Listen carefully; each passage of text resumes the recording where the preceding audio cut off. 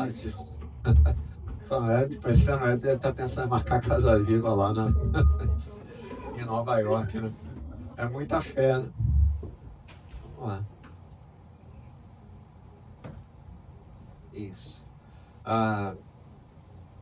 Bom, primeiro bom dia a todos, que eu falei que todo mundo já.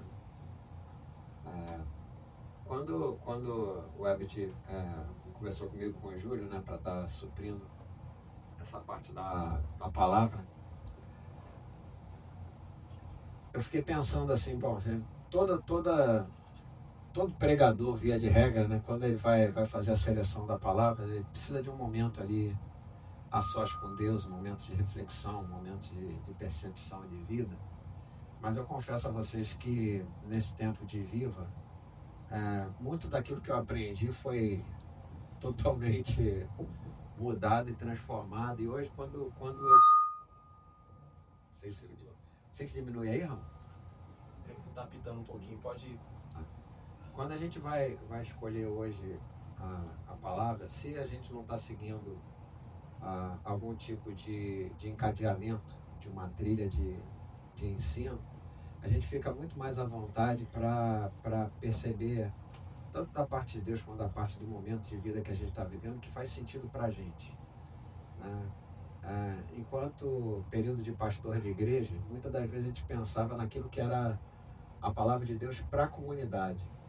Mas na Viva isso não faz muito sentido para mim, né? O que faz mais sentido para mim é o seguinte: o que Deus está falando nesse tempo no meu coração e na minha vida, naquilo que eu tenho vivido. E aí eu escolhi esse texto de Marcos 4, que é um texto muito conhecido, mas que, dependendo do momento de vida que a gente faça essa leitura, né, e a compreensão da leitura também, a gente pode perceber algumas oportunidades aqui, né?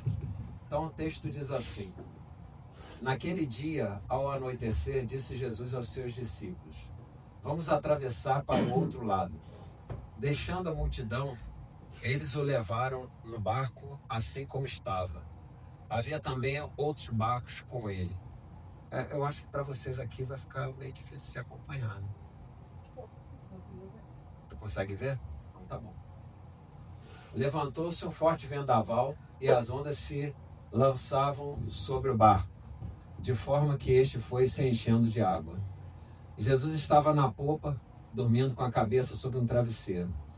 Os discípulos o acordaram e clamaram: Mestre, não te importas que morramos? Ele se levantou, repreendeu o vento e disse ao mar: acalme-se, aquiete-se. O vento se aquietou e fez-se completa bonança. Então perguntou aos seus discípulos: por que estão com tanto medo? Ainda não têm fé? Eles estavam apavorados e perguntavam uns aos outros: quem é esse que até o vento e o mar lhe obedecem? Próximo, por favor. E aí eu estava pensando sobre os tipos de tempestades que aparecem na vida das pessoas, né? Sejam elas crentes, ou sejam elas ateias, ou sejam elas de qualquer orientação acerca da sua espiritualidade. E se a gente for olhar sobre a ótica da teologia, a gente vai encontrar 3 tipos de tempestades que são classificadas: as tempestades que são destrutivas, as tempestades que são corretivas e as tempestades que são construtivas. Eu coloquei esse slide mais, o Abner me perguntou: por que tu botou isso? Eu botei porque eu quero dar matéria para Casa Viva, né? E aqui a gente só vai conseguir conversar sobre um desses tipos de tempestade, que é o tipo de tempestade que o texto está nos convidando a conversar, né?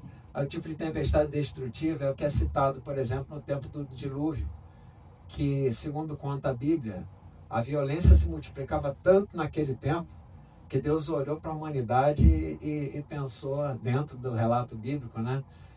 Eu preciso parar e recomeçar essa construção, né? Mas isso a gente não vai falar sobre hoje, né? Mas o objetivo da tempestade destrutiva é revelar o falso a fim de provocar uma conversão social, sempre de acordo com a coletividade. A corretiva é o exemplo de Jonas. Deus deu a palavra para Jonas com um objetivo, com um propósito, e ele faz exatamente o contrário, vai para a direção contrária. Então, o relato bíblico vai dizer que Jonas, em algum momento, foi interpelado também no barco, também numa tempestade, né, e convidado a seguir na direção do propósito de Deus, que nós também não vamos ter tempo de abordar.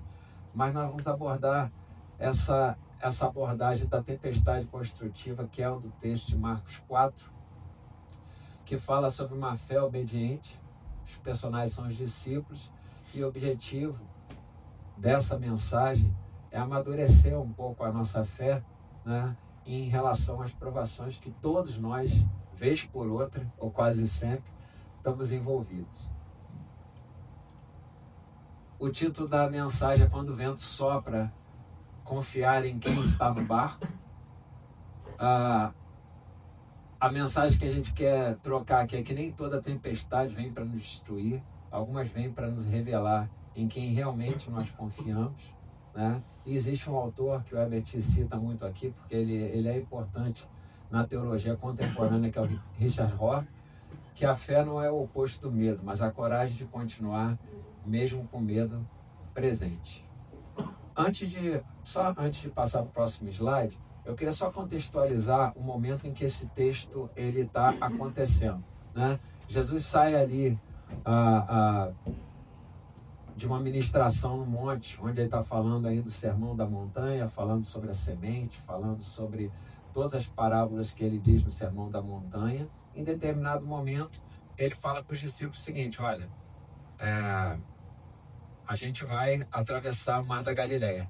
O que tinha do outro lado do Mar da Galileia? Uma história que também nós já conhecemos, já foi citada aqui, é um texto conhecido bíblico, que é quando ele chega em Gadara. E logo que ele sai, ele vai ter aquele momento lá de encontro lá com o endemoniado de Gadara, que sai dos túmulos e tal. Ele vai, ministra sobre ele é liberto e vai dar o testemunho. Esse é o contexto em que essa perícope bíblica aqui vai estar acontecendo. Jesus está ministrando às multidões e falando aos judeus e quem mais estava ali presente. E em determinado momento ele fala o seguinte: olha, isso é uma parte da missão. A outra parte da missão está do outro lado do lago. Quem estava do outro lado do lago?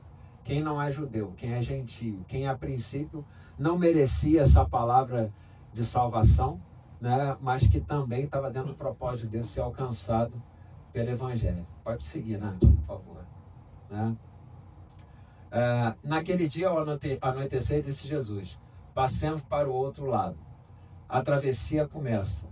Toda a travessia da fé começa com uma palavra e uma direção. A obediência não nos livra da tempestade, mas ela nos forma. Por que essa pretensão na afirmação? É porque, historicamente, nós entendemos o seguinte: que se nós estamos cumprindo todos os ritos, né, de seguir o Evangelho, nada pode nos acontecer, nada pode nos alcançar, nada pode de ruim ocorrer. Né? E não é isso que o texto vai mostrar para a gente. O texto vai mostrar para a gente que, se nós estamos numa travessia de vida, né, mesmo que a gente saia de um lugar onde está uma bonança, no meio do caminho, vez por outra, aparece uma tempestade.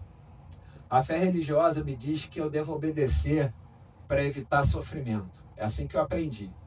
Eu aprendi isso. Se eu obedecer cegamente a palavra, eu não vou sofrer. No entanto, vários momentos da minha vida eu sofri. Né? E o Evangelho vivo me diz o seguinte: que a obediência me leva para o conhecimento de Deus nesse caminho. A vida espiritual é uma jornada para dentro, um caminho de descida que nos leva ao coração de Deus. Ainda falando sobre os tipos de tempestade, né? A tempestade que eu vivo, fruto, que nós vivemos, fruto da nossa época, das nossas condições, de nos deixar afetar por coisas que estão perto e por coisas que estão longe também, muitas das vezes, que não estão à distância da nossa interferência, uma guerra, uma fome, uma briga política, uma briga religiosa, coisas que você olha, nossa, a violência só começa a aumentar, isso não faz sentido para a minha vida, seja para as questões de vida, em que nós mesmos tomamos decisões e que trazemos tempestade para a nossa vida e que nós entendemos que as decisões e escolhas que nós tomamos muitas vezes não são certas, precisamos de correção de Deus, mas existem momentos especiais na nossa caminhada, nessa travessia, como está colocado, que a tempestade vem e nós já estamos dentro do barco. A Viva é um barco, né, fazendo uma travessia. Né, nós estamos dentro desse barco. As tempestades, elas vêm em cada um de nós, e é interessante como isso muitas das vezes acontece no nosso meio, de uma dificuldade ou outra que um ou outro está vivendo, né? E a preocupação que a gente tem de ter, caramba, o que eu posso fazer para ajudar? O que eu posso fazer para dar apoio? O que eu posso fazer para ser um ombro amigo, para ser alguém que pode de alguma maneira encontrar a dar uma saída? Tudo isso é importante e é relevante. Essa tentativa que a gente tem, porque isso é o amor de Deus se movendo dentro de nós, de uma maneira real, não de uma maneira só textual.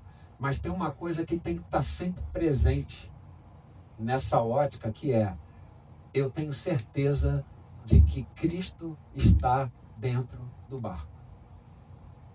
Não vale muita coisa a gente buscar se ajudar dentro das nossas limitações, porque todos nós temos nossas limitações, sem essa percepção, porque o único que não tem limitação para poder resolver a tempestade dentro de um barco é Ele.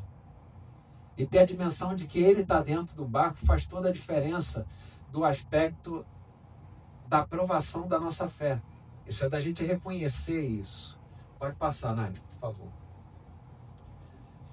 Quando a tempestade vem, normalmente o que fala mais alto é o medo, é a insegurança, é não saber o que vem depois. Será que esse barco vai naufragar? Eu não vou conseguir chegar na outra margem? Para falar a verdade, o que eu estou pensando no meu íntimo também é o seguinte: o que eu estou fazendo aqui? Por que Jesus não deixou para sair no dia seguinte de manhã? Pô, o pessoal conhece aqui do Mar da Galileia, já olha para longe, já vê se tem uma nuvem aqui, outra nuvem ali, né? Mas eles obedecem, as pessoas obedecem. Por quê? Porque percebem que Cristo está no barco. Mas a questão é, uma vez ele estando no barco, mesmo com pescadores experientes, né? Mesmo com as pessoas experientes, nós somos experientes aqui, todos têm uma experiência de vida. Ninguém mais aguenta escutar a balelinha no ouvido, ficar aquele nhê. Todos aqui buscam uma coisa só: o que faz sentido para a minha vida hoje? Profissionalmente eu estou encaminhado, emocionalmente eu estou encaminhado ou não, no sentido da minha coletividade eu já escolhi entrar nesse barco, mas tem questões que nos acontecem todos os dias e que pedem a nossa decisão. Todo dia a gente tem que tomar decisões. Sim e não. Todo dia. E quando a decisão que eu tenho que tomar me traz o medo. O medo de fracassar, o medo de errar, o medo de não tomar a melhor escolha, né? E o evangelho que a gente considera o evangelho vivo é esse aqui, ó. Ver o medo como parte da jornada. Eu não preciso tratar o medo como um elemento hostil. Eu tenho que entender que o medo é humano, o medo ele é natural, principalmente quando vem a tempestade. Mas o medo também pode ser o principal impulsionador para o meu relacionamento com Deus. A insegurança também pode ser a maior aliada que eu tenho para me levar mais para perto de Deus. A fé não serve para nos fazer escapar dos obstáculos, mas para vivê-los até o fim. Fim bom, né? Parafraseando aí o Richard. Vai passar, por favor. No meio da tempestade, o que Jesus faz? Dorme. Essa é uma das partes que mais irrita, né, o crente. O couro está comendo e tudo. Jesus, Senhor, Senhor, Senhor, Senhor, Senhor. E aqui na passagem bíblica, fisicamente as pessoas estão olhando para Jesus e Jesus está, não fala que ele estava roncando, né? Mas diz que ele estava dormindo. E isso incomoda. Incomoda os discípulos, incomoda a nós também. Por quê? Porque a gente vive num mundo fast food. A gente tem demanda e da mesma maneira que exigem da gente que a gente responda rápido a demanda, né, a gente também entende que a gente tem que exigir de Deus o mesmo grau de resposta rápida. Mas Deus está dormindo. Ele está tranquilo em relação à questão da tempestade, né? A fé religiosa me leva a interpretar esse silêncio como abandono. Deus me abandonou. Eu fiz alguma coisa de errado. Eu fiz alguma coisa que não agradou a Deus, por isso que ele não está te respondendo. Aí o Everett até brinca, né? Eu gosto da brincadeira dele, mas quando eu olho assim, pô, para de falar que eu já fiz isso várias vezes. Tu vai pro monte, você faz campanha, você roda 7 vezes em volta da igreja, você vai... Tem a música antiga do Rebanhão que fala: um dia eu subi no monte para ver se eu encontrava Deus, voltei muito triste, porque não encontrei, porque não procurei. Né? Por quê? Porque eu não estou procurando aquilo que ele espera que eu procure. Ele não está procurando, ele não está esperando que eu procure. Ele está esperando que eu confie que ele está no barco. Falar é fácil, né? Viver é difícil. Falar é tranquilo. O viver é difícil. Mas o convite do Evangelho nunca foi para viver algo fácil. E em todas as decisões que nós temos, normalmente, a gente vai procurar aquilo que é o mais fácil. Mas o mais fácil não nos aperfeiçoa. O que nos aperfeiçoa é o desafio. É a travessia que nos aperfeiçoa. Numa das casas vivas, a gente estava até conversando sobre isso, né? O barco ele não foi feito para ficar no porto. Ele para aqui, para ali, mas o objetivo dele não é esse. O objetivo do barco é fazer a travessia. No entanto, onde é mais confortável para o barco? É no porto. Ele está atracado, ele está ali sendo abastecido ou sendo desabastecido. O lugar mais confortável para um barco é estar ancorado. Mas não é esse o lugar dele. O propósito dele não é esse. E nem o nosso também. O nosso é fazer uma travessia de vida. Da melhor maneira possível. Entendendo quem é que está no nosso barco. Confiando em quem está no nosso barco. Né? Já o Henry Nouwen, que é um outro teólogo também muito citado aqui, ele diz assim: em algum lugar dentro de nós sabemos que sem o silêncio as palavras perdem o sentido. Olá, bom dia, tudo bom? Sem o silêncio as palavras perdem o sentido. Não adianta tentar preencher o silêncio com muitas palavras que não respondem às nossas demandas.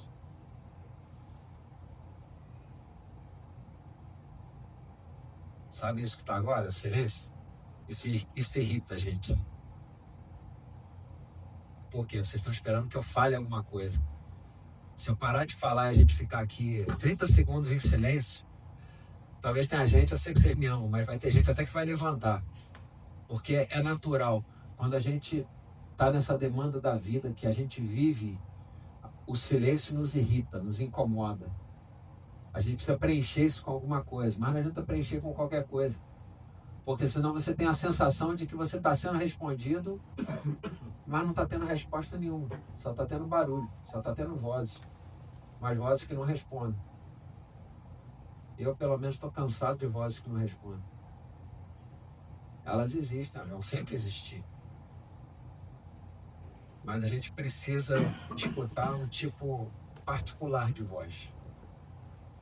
É a voz que mantenha a nossa fé viva e crescendo. E só existe uma voz que faz isso. É a voz do Evangelho. É a que traz sentido para a nossa vida. É por isso que a gente sai domingo de manhã, ao invés de ficar dormindo até meio-dia, né? Depois de uma semana de trabalho, depois de uma semana de luta, né? Todo mundo aqui rala pra caramba durante a semana, né? Aí você diz assim: caramba, vou lá no domingo de manhã, né, para ouvir o Everett. Tudo bem, o Everett não está hoje. Mas, além da gente se encontrar, que é muito gostoso, também entender algo que me ajude na minha caminhada, porque é dura e porque às vezes é longa também. Quantas pessoas aqui não pedem oração e já estão esperando resposta já há algum tempo de alguma demanda, né? E coisas que para a maioria das pessoas seriam coisas tranquilas, mas só quem sabe a profundidade daquela demanda é quem está vivendo a demanda. Quem vive a demanda que sabe, né? Pode passar, Nath, por favor. O poder compartilhado, que é a forma como Jesus lida com isso depois de que os discípulos conseguem, né, acordá-lo, sacudi-lo. Jesus, acorda, nós vamos morrer, não estamos aguentando. Falei, gente, pô, vamos lá. Ele poderia primeiro ter dado uma palavra aos discípulos e depois ter acalmado a tempestade, mas ele prefere não fazer isso, né? Ele manda cessar o vento e a tempestade, né? E dentro de um contexto teológico generoso, né, a gente vai entender que de quem é o poder? O poder de Deus manifestado em Cristo, mas é um poder compartilhado. Por quê? Porque ele tem propósito. Ele não compartilha o poder para dizer o seguinte: olha aqui, eu tenho autoridade para parar o vento, a tempestade, e para mesmo. Não é esse exatamente o objetivo de Jesus. O objetivo de Jesus é dizer o seguinte: eu estou no barco. Eu estou no barco. Jesus, por que você não fala assim? Eu estou no barco e eu acabo a tempestade. Porque a outra parte não precisa, vocês estão vendo. Tem coisas que realmente, dependendo da nossa caminhada de fé, não precisariam ser ditas, porque já são sentidas, já são percebidas. Por isso que a parte mais importante do texto bíblico aqui é Jesus está no barco. Tinha até um cântico que eu cantava quando eu era pequeno. Lá em casa, quando a gente era pequeno, lá em casa tinha um cultinho todo dia, né? Tinha 15 minutos de cultinho. Tinha um livrinho que a gente usava, ainda existe, chamado No Cenáculo, né? Que vinha uma mensagenzinha bíblica, aí vinha uma historinha, aí depois a gente terminava com uma oração, aí cantava. Meu pai não era muito de cantar, então a música que a gente cantava lá em casa era sempre a mesma. E era muito simplesinha, foi uma música assim: com Cristo no barco tudo vai muito bem, vai muito bem, vai muito bem. Com Cristo no barco tudo vai muito bem e passa o temporal. Passa o temporal, passa o temporal, passa o temporal. Com Cristo no barco tudo vai muito bem, passa o temporal. Eu falei, nossa, que letrão. Pois é, mas Diz muita coisa. Cantei muito isso. é o suficiente. É o suficiente. E é melhor ainda quando isso sai de um decoreba, né, que a gente grava até hoje, porque vem inculcado a vida toda, e quando você volta numa frase simples como essa, ela resume basicamente o cerne, a teologia do que Cristo quer mostrar. É o Deus conosco. A fé não precisa empurrar o rio, porque confia que há um rio. O rio está fluindo, nós estamos dentro dele. Então, assim, a fé não precisa empurrar o rio. A vida, ela já vai passar. A travessia, ela já vai passar. O que a gente precisa é entender que, primeiro, eu não tenho como sair desse rio. A primeira coisa, né? É o princípio da maturidade e do adulto. Eu não tenho como evitar a realidade. A realidade está posta. Ela se impõe. Então, o que precisa mudar? É a minha ótica em relação a ela. Pode passar, Nath? A maturidade espiritual nasce quando deixamos de buscar controle e aprendemos a permanecer confiando, né? A fé religiosa busca o quê? Busca certeza, né? O que o Evangelho vivo prevê? Aprende com mistério. E aí eu não quero, embora também não tenha esse problema, né? Dar qualquer conotação neopentecostal. O que é o mistério? É o espanto daquilo que eu não consigo entender. E olha, tem muita coisa que a gente não consegue explicar nesse mundo, né? Mas como a tempestade, de onde ela veio, por que ela está ali, o que vai acontecer de mim, eu não estou preparado para lidar com essa situação. Isso é um mistério. Aprender a viver com o mistério da vida é o dom de Deus para nós. É o dom de Deus para nós. A esperança é a paciência de viver sem resolução e ainda assim estar em paz. Quando a Bíblia fala assim, seja a paz o árbitro do vosso coração, né? Quando eu olho essa frase e não coloco ela dentro de um contexto do Evangelho, eu posso incorrer num risco de voltar para aquele lugar de culpa, de sentir o seguinte: pô, seja a paz o árbitro do vosso coração. Caramba, eu não estou em paz, eu não estou em paz, eu não estou em paz. Mas a paz que ele está dizendo aí não é a paz que está sendo influenciada em você por conta das circunstâncias do mundo, mas a paz da tua vida naquele momento, da tua decisão e da tua escolha, né? Aqui, embora normalmente, eu nem sei se eu coloquei ou não na imagem, o texto vai dizer o seguinte: esse texto normalmente é olhado como se fosse Jesus e os discípulos num barco. Mas se a gente voltar para o texto lá no início, vai estar escrito o seguinte: que haviam outros barcos também. Não era só aquele barco em que estava Jesus ali fazendo a travessia. Tinham vários barcos atravessando. Vários barcos atravessando. No entanto, Jesus só estava em um barco, né? A história se desenrola em cima do que acontece naquele barco. Mas como é que estava o sentimento das outras pessoas que estavam nos outros barcos? Você pode ver que todas as abordagens bíblicas vão direcionar sempre para a preocupação do barco em que estava Jesus. No entanto, todos os barcos fizeram a travessia e chegaram do outro lado. Pode passar. E eles, cheios de temor, diziam: quem é este que até o vento e o mar lhe obedecem? O medo se converte em adoração. O evangelho não é o fim das tempestades, é a presença de Cristo nelas. A fé religiosa busca livramento. Senhor, me livra disso aqui. Eu me lembro pelo menos umas 50 vezes que eu digo assim: Senhor, pode deixar... Oração, hein? Senhor, pode deixar acontecer tudo na minha vida, menos isso. Isso não, Senhor. Isso não, isso não.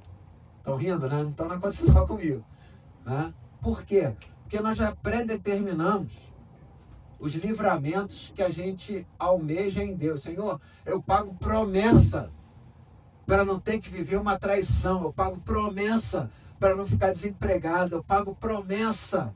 Por quê? Porque a religião, em geral, ela quer justamente me levar para um lugar do livramento daquilo que eu não quero viver. Mas aí o que acontece na nossa vida mal amadurecida pelo Evangelho? A gente fica com várias caixinhas dentro de nós, de partes que nós nunca vamos desenvolver, porque nós nunca deixamos o Evangelho entrar nesses lugares para nos desafiar, para nos levar para uma oportunidade de lugares melhores. E aí já pré-definimos já a nossa vida várias vezes. Várias vezes. Eu já falei algumas aqui.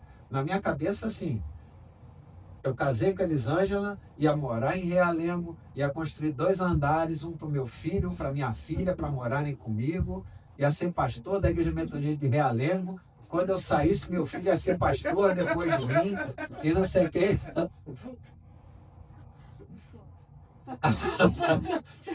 Por quê? Porque a gente faz esses planejamentos, né? O texto, agora fugiu a referência bíblica, Herbert, desculpa, não tenho tua cabeça, né? Mas diz assim: o homem faz planos, mas a resposta certa vem da boca do Senhor. Em que sentido? No sentido de que fazer planos faz parte. A gente planeja, a gente sonha, a gente tem nossos objetivos pessoais, familiares, profissionais, né? Religiosos também na comunidade de fé. Mas é igual uma pregação. Você prepara 50% porque faz parte do meu planejamento escrever isso aqui. Mas o que eu estou sentindo aqui enquanto eu estou falando isso não estava no meu script. Isso não estava no meu script.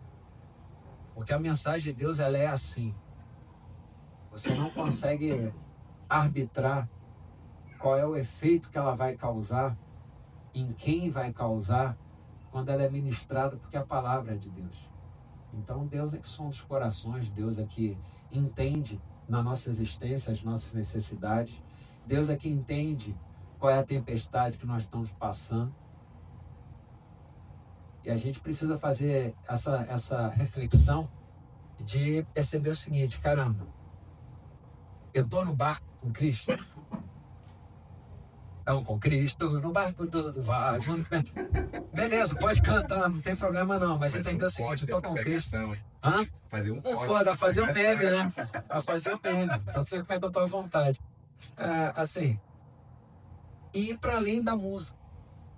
A música nos ajuda a relaxar, a entrar dentro dessa dimensão, mas vai para além da música.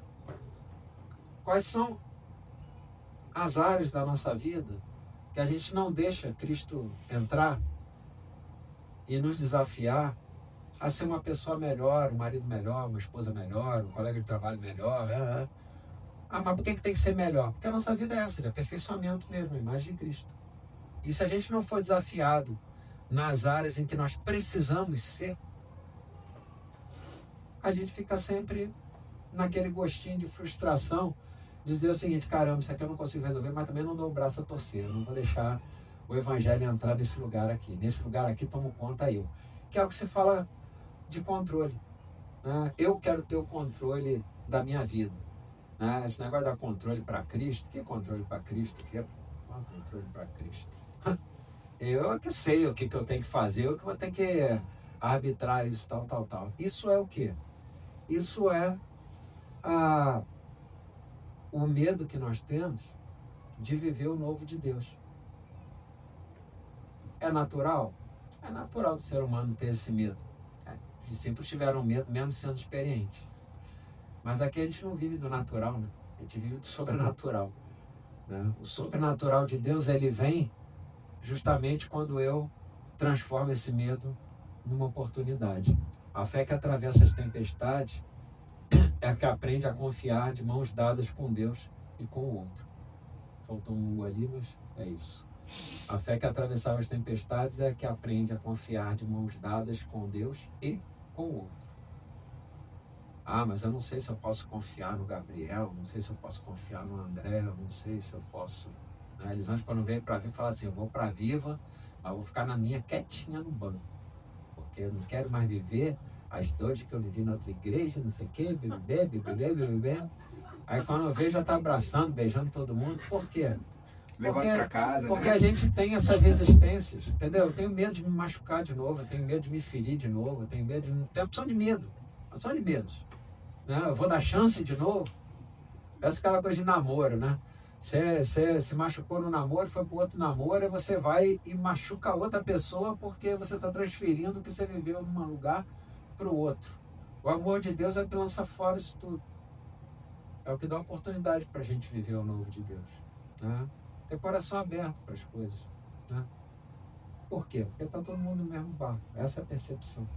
Pode passar, por favor. E essa oração foi uma oração que eu escrevi com base naquilo que eu sinto na Viva. Senhor, quando o vento soprar, desperta em nós a fé viva que rema contigo. Ensina-nos a confiar mais na tua presença do que no nosso controle. Que a Igreja Viva seja um povo de travessia, onde o medo se transforma em fé e a fé se torna parceria contigo. E eu queria que vocês lessem essa oração, né? E percebessem se isso faz sentido na vida de vocês.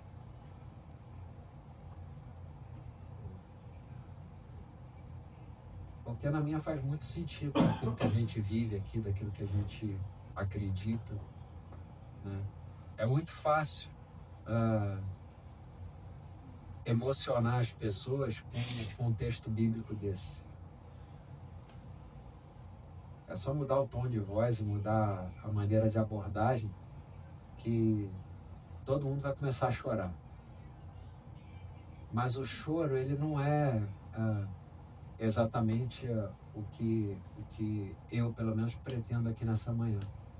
O que eu pretendo nessa manhã é trazer o que um texto como esse, super conhecido, né, que é o texto da travessia do Mar da Galileia com Jesus no barco, pode produzir em nós a nível de esperança de que as situações em que a gente está esperando de Deus só requer de nós basicamente duas coisas.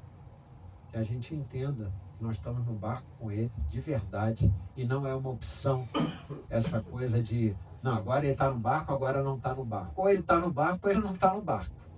Né? Então, eu preciso ter essa segurança. Deus está comigo nesse barco. Cristo está comigo nesse barco. E a segunda questão é, eu vou transformar esse meu medo desses lugares em que eu não deixo o Evangelho entrar e me desafiar e me transformar numa oportunidade para amadurecer em Deus. É nesse sentido que a gente está trazendo para vocês essa oração. E eu queria saber se a gente podia ler junto essa oração. Amém? Vamos lá? Senhor, quando o vento soprar, desperta em nós a fé viva que rema contigo. Ensina-nos a confiar mais na tua presença do que no nosso controle. Que a igreja viva seja um povo de travessia, onde o medo se transforma em fé e a fé se torna parceria contigo. Amém? Amém? Tá bom. Daí.